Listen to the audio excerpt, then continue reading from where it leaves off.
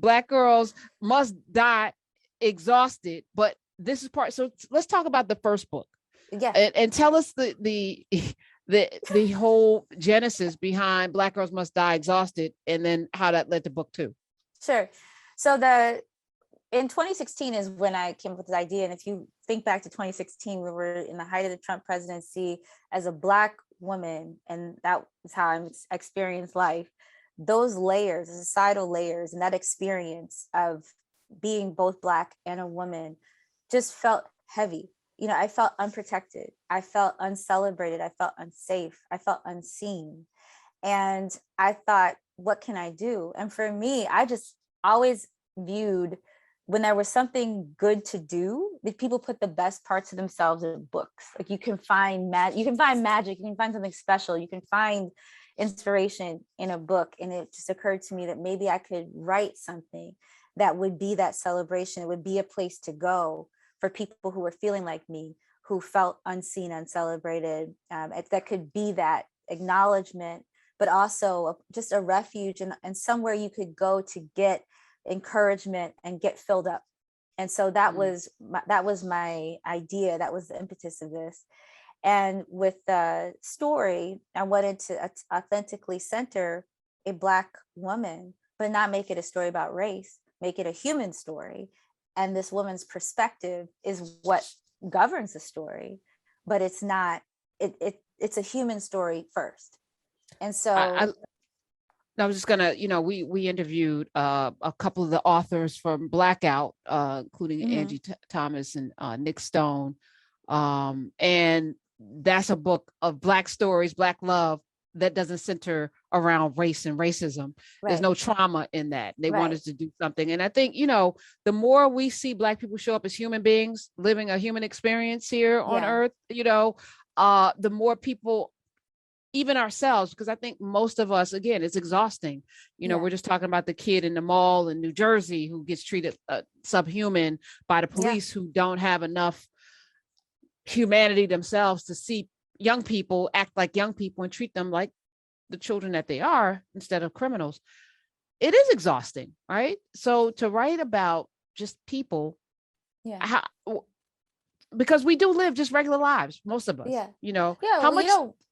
Go ahead. No, I was going to say, how much does racism take up in your daily life?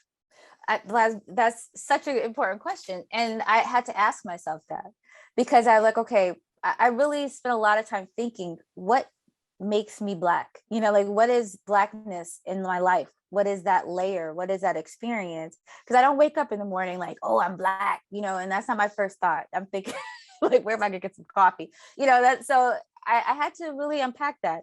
And I call it tears in the fabric of my experience sometimes, and also augmented other types of experiences. But I think thinking about the weight of being in a brown body, and not being able to protect yourself or to be unfairly targeted or be unfairly disadvantaged as it relates to your safety. That's a weight that you carry with you. It's a stressor that you don't necessarily acknowledge in every moment, but it's there and it's operating and it's unfair. It's an unfair burden.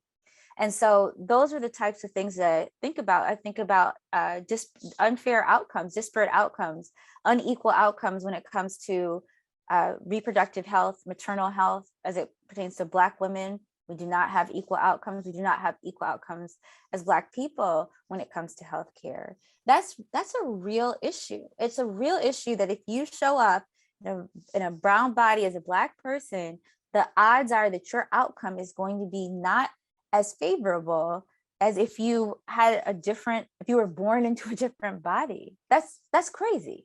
So just thinking about that, unpacking that and acknowledging that. Because I think the word, I say the worst two words for women are I'm fine. I'm fine. Everything's fine. I'm fine. And we go about our day like that, no matter what happens. And all these things we're carrying in this invisible backpack, and the words that we most frequently use are still I'm fine, but we're not. And I felt like it was important to get to that place in this story where these characters have to say, I'm not fine. And here, and let me acknowledge this, and then let me move forward and heal from it and address it, and really plug into what is going to strengthen and sustain and support me, because I need that support. So tell us about Tabitha Walker. And again, did you tell us why Black girls must die exhausted? Where'd the title come from? I didn't tell you where the title came from. So the title, I started to tell you, and this is all, it all comes together. But for me, when I was looking for that word to describe the experience and what it felt like, exhausted was the word that kept coming up for me. It's exhausting. And I kept hearing that echoed from other Black women. It was just, that seemed like the truth of it, that emotional, that truth.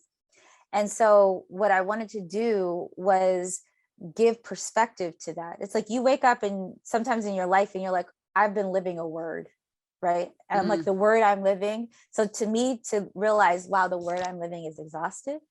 Is that the word that I want to be living when I look back at, 110 years old, 120 years old, in some months, like you said, at the end of my life, look back and say, wow, exhausted was the word that I, unconsciously lived.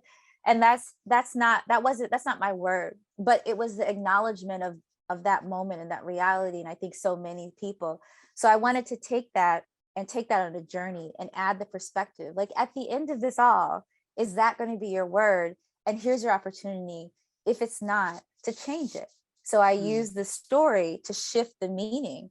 The meaning of this, the Black girls must die exhausted, shifts quite a few times in the context of the story.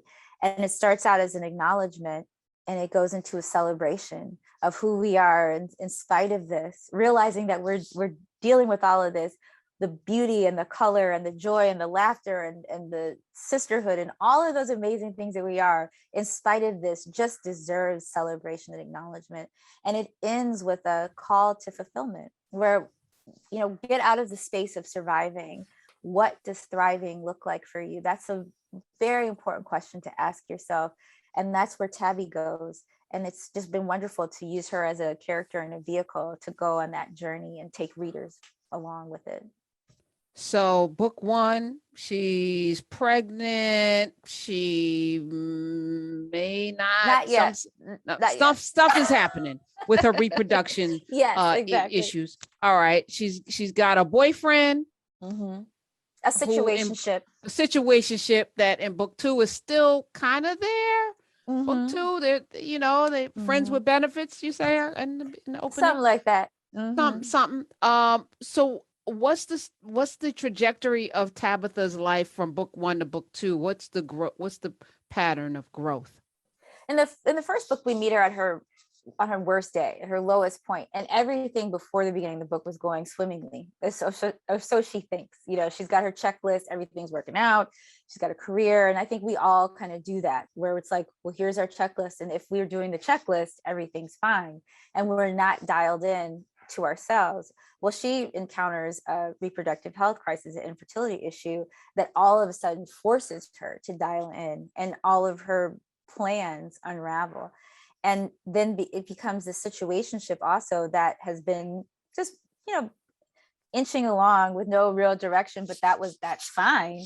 All of a sudden it becomes more meaningful, as everything does for her. So that first book is about her waking up to her life, not as it seemed like it was, but as it actually was, and taking agency and control over her future, and starting to prioritize and even ask herself, what do I really want?